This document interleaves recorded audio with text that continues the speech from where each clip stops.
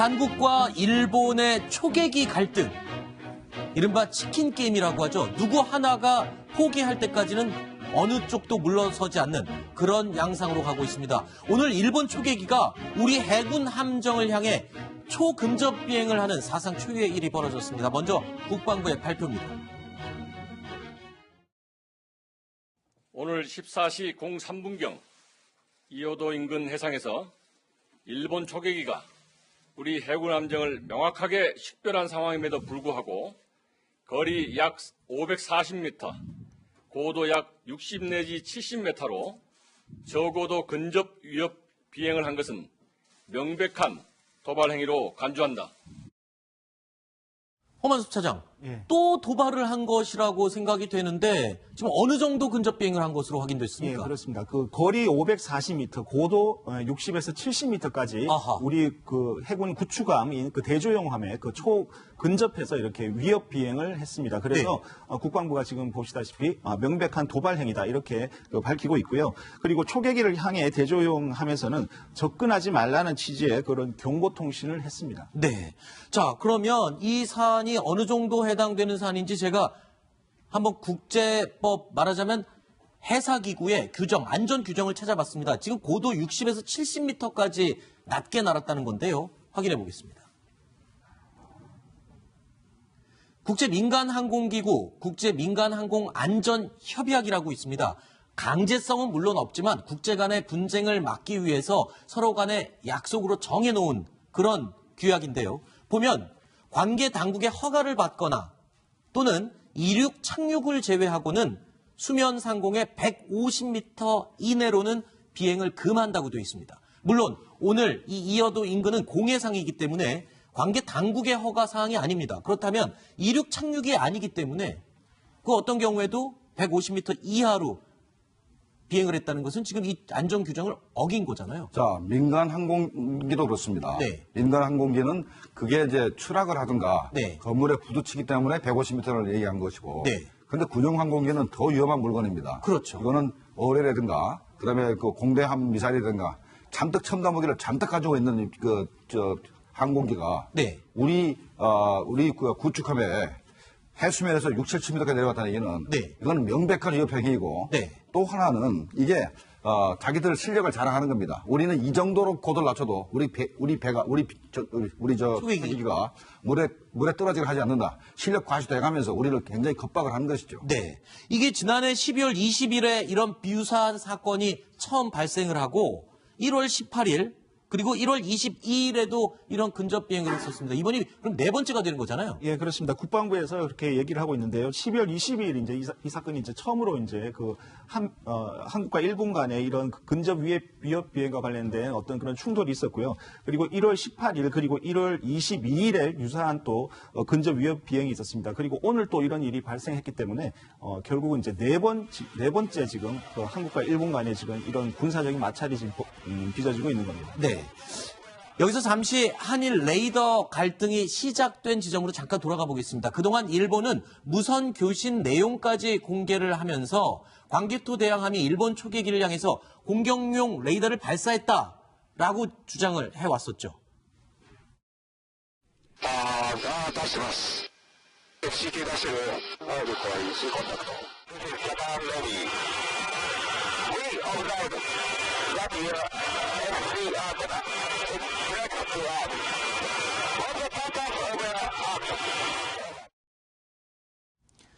일본은 무선 교신 내용 그리고 좀 알아들을 수 없는 신뢰할 수 없는 전파 소리까지 공개를 했지만 글쎄요 이 내용에 대해서 우리 정부에서는 지금 신뢰할 수 없는 상황이다라고 지금 얘기를 한 상황이잖아요. 네, 우리 군에서는 저게 우리 스티어 레이더라고 주장하려고 그러면 네. 그 녹음한 시간과 그렇죠. 방위과 주파수 같은 모든 그 재원을 데이터를 공개하려는데 일본이 공개하지 않으면서 일방적으로 이틀 전에 1월 20일 날 최종 견제를 하면서 한국 측과 협의를 중단하겠다라고 해서 일방적으로 중단하면서 오늘 또 한 번 이렇게 우리 대중함을 갖다가 겁박하는 행동을 했습니다. 근데 앞서 3번 말고 이번에 지금 위협 비행을 했던 일본의 초계기 위치가 좀 의미가 다릅니다.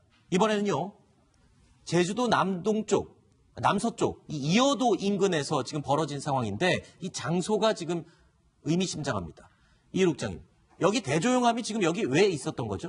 이어도는 한국과 중국, 일본이 그 대륙붕을 그 자원을 놓고서 굉장히 각축전을 벌이고 대륙붕에 있는 자원을 놓고 가축을 벌이는 곳이죠. 예, 현재는 저 해역에 지금 우리 해양과학기지가 하나 건설이 되어 있습니다. 그렇죠. 근데 이걸 가지고서 중국과 일본은 인정하지 않고 이 아하. 해역이 자기네들 거다라고 해서 우기고 있는데요. 네. 그것 때문에 저 이어도 근처 해역은 우리 해군뿐만 아니라 중국과 일본의 어떤 해상 전력, 항공 전력들이 수시로 초계하고 비행을 하는 곳이기도 하고요. 아하. 그리고 최근에 저 이어도 인근 해역, 저곳이 그 북한 대북 제재와 관련해서 네. 북한의 어떤 선박에 대한 어떤 그 감시 임무 그렇죠. 가장 활발하게 하고 있는 그런 해역이기도 합니다. 네. 그래서 지금 중국, 미국, 일본, 한국의 감시 전력과 해상 전력이 저기 집중되어 있는 곳인데 네. 우리 그 대조영함은 저 해역에서 통상적인 어떤 감시 정찰 임무를 수행을 하고 있었고 네. 일본 초계기도 비슷한 임무를 수행을 하고 있다가 네. 어차피 자기들이 서로 그 자기네 이의제라고 주장하는 그 겹치는 영역이지 않습니까? 네네. 그곳에서 이 양쪽 전력이 조우해서 이런 그 조우하는 과정에서 이런 문제가 발생한 그렇군요. 것입니다. 근데 그 조우하는 과정이 여기가 어차피 분쟁 예상 지역이기 때문에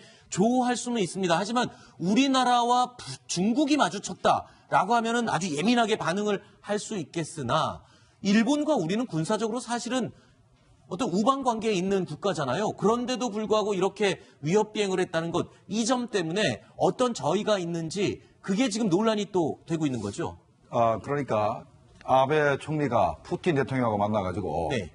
쿠릴 열도에 있는 그 북방 4개 도서 네. 중에서 일부를 이렇게 일본 쪽으로 이렇게 반환받으려고 한 노력하고 있는데 네. 이번에 이게 회담이 결렬됐습니다. 아하. 그러니까 일본 내에서 체면이 말이 아닌 것이죠. 네. 그래서 뭐 그러니까 한가에서 빵 받고 지금 남산 가서 화풀이 하는 겁니다. 아하. 우리한테 화풀이를 해가지고 일본 내에 있는 그 자기 지리 세력을 결집시키고 그다음에 최근 들어서 일본이 전쟁할 수 있는 국가로 가려고 그러면서 네. 뭐 항모를 좀 보유하려고 도입하고 이즈모를 개량해서 그렇죠. 지금 항모 도입을 추진하고 네. 있죠. 항모 도입을 추진하고 있고 네. 그다음에 이제 장거리 미사일, 공격용 장거리 미사일, 제즈미알 같은 네. 사거리 1000km짜리 장거리 미사일을 도입하려는 데 대해서 일본 내에서도 반발이 심합니다. 네. 그래서 그런 반발을 무마하고 아하. 또 그래서 이제 궁극적으로 한국하고 또 러시아, 중국과 이렇게 갈등을 자꾸 일으켜서 예. 평화헌법을 개정하려고 하는 그게 궁극적인 목표라고 생각이 됩니다. 자, 일단 우리 국방부는요, 이번 행위가 명백한 도발 행위다라고 규정을 하고 있습니다. 그러면서 그 저희를 의심할 수밖에 없다라며 강력하게 규탄했습니다. 이러한 사실에 대해 일본 정부에 분명하게 재발 방지 요청을 하였음에도 오늘 또다시 이런 적어도 근접 위협 비행을 한 것은 우방국 함정에 대한 명백한 도발 행위이므로 일본의 저희를 의심하지 않을 수 없으며 이를 강력하게 규탄한다. 또다시 이러한 행위가 반복될 경우 우리 군의 대응 행동 수칙에 따라 강력하게 대응해 나갈 것이다. 자, 우리가 일본과 우리와의 지금 감정 싸움, 여기에 집중을 하다가 꼭 생각해야 될 것을 놓치고 있을 수 있습니다. 바로 북한입니다. 과거부터 김일성 시대부터 북한은 우리가 일본과 사이가 틀어지도록 이간질하려는 전략을 꾸준히 펴왔다면서요. 그렇죠. 그래서 김일성이 이제 1972년 벌써 지금 47년 전 아닙니까? 네. 그때 이제 그 김일성 정치대학 졸업식에서 한 연설이 있습니다. 네. 소위 각근 전술이라고. 각근 전술이. 예. 그러니까 이 대한민국은 미국과 일본이 씌워준 갓에 이제 이게 씌워져 있는데 네네네. 요 중에 끈을 하나 잘라버리면 갓이 날아가 버린다. 아, 그러니까 일본을 끈에 비유했군요. 그러니까 이 양쪽 끈이죠. 그냥 네. 미국과 일본을 가시로 비교했으니까 이 한국은 결국 이제 뭐 해구산이라고 할까, 한 일본과 미국의 방위력에 의존하고 있기 때문에 네. 이 한 끈을 잘라버리면 갓이 날아가 버리니까 아하. 얼마든지 이 한국을 공산화할 수 있다. 이게 네. 이제 소위 김일성이 말하는 각근 전술인데 네. 지금 저와 같은 사태를 바라보는 북한의 입장은 어떠겠습니까? 아하. 일본과 대한민국이 갈등을 일으킬수록 더욱 즐기는 겁니다. 네. 특히 최근에 지금 북한은 미국에 대한 비판의 포문을 일체 닫아버리고 네. 일본만 공격하고 있는데 네. 자꾸 동해상 지금 이어도 부근에서 우리 한국과 일본이 저렇게 군사력이 충돌하고 있으니까 물론 네. 작은 거라고 할 수 있지만 이것은 북한에게는 대단히 위안이 되고 네. 뭔가 자신들의 세력을 더 확장할 수 있는 그렇군요. 기회다. 저러의 기회다. 이렇게 받아들일 수 있기 때문에 또 네. 오해를 불러일으킬 수 있기 때문에 이거 우리가 참 불행한 일이라는 것입니다. 사실 지금 중국과 러시아가 엄청난 군사력을 키우고 있는 상황에서 미국과 일본이 공동 훈련을 열심히 하고 있습니다. 하지만 지금 우리 정부 같은 경우에는 지금 북한과의 관계 때문에 한미연합 훈련도 모두 중단된 상태잖아요. 그래서 일본이 중심이 돼서 지금 아시아, 동북아시아에서 군사 훈련을 하고 있거든요. 영국과 프랑스도 지금 합류를 했고요. 호주와 미국, 일본이 열심히 지금 군사 동맹을 강화하고 있고요.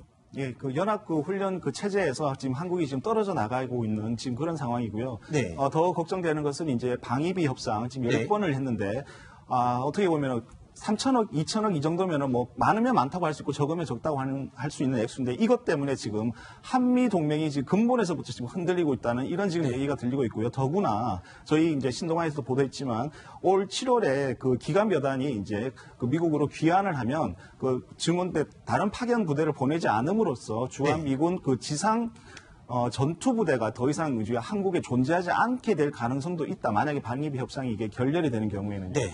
이런 지금 우려까지 나오고 있는 이런 측면으로 봤을 때 이것은 결국은 이제 서서히 우리의 어떤 국방력이 어떤 그 연합이라든지 아니면 동맹군과의 어떤 그 연대를 통한 어떤 국방력이 강해져야 되는데 지금 네.